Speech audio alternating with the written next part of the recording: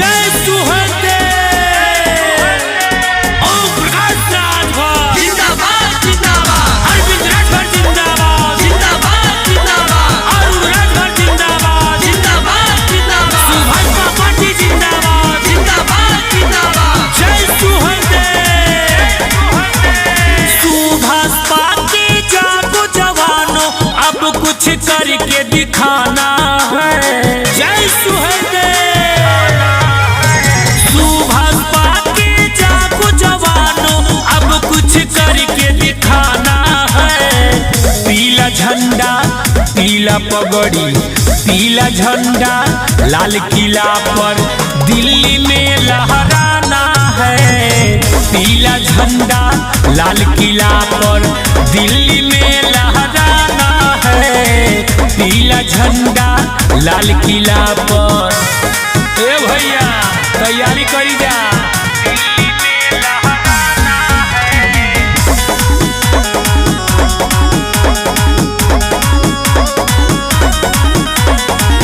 पीला झंडा पीला पगड़ी आज भी सब पर भारी है। अब की बार सन 27 में ओम प्रकाश की बारी है। 2027 में सीएम बनावे के बाद पीला झंडा पीला पगड़ी आज भी सब पर भारी है। अब की बार सन 27 में ओम प्रकाश की बारी है।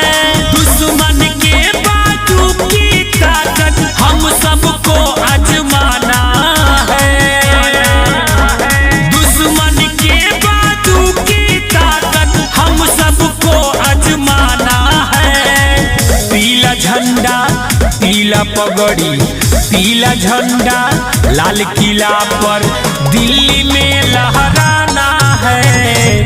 पीला झंडा लाल किला पर दिल्ली में लहराना है। पीला झंडा लाल किला पर पीला झंडा लाल किला पर दिल्ली में लहराना है।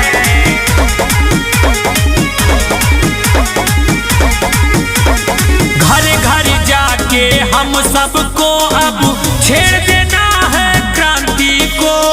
अभी तलक जो गफलत में है मिटा देना है भ्रांति को। जात का ना पात का मुद्दा है विकास का। घर घर जाके हम सबको अब छेड़ देना है क्रांति को। अभी तलक जो गफलत में है मिटा देना है भ्रांति को। जात धर्म से ऊपर उठकर आगे मिशन बढ़ाना है। जाति धर्म से ऊपर उठकर आगे मिशन बढ़ाना है।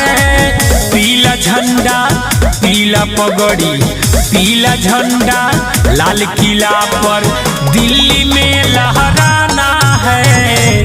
पीला झंडा लाल किला पर दिल्ली में लहराना है। पीला झंडा लाल किला पर पीला झंडा लाल किला पर दिल्ली में लहराना है।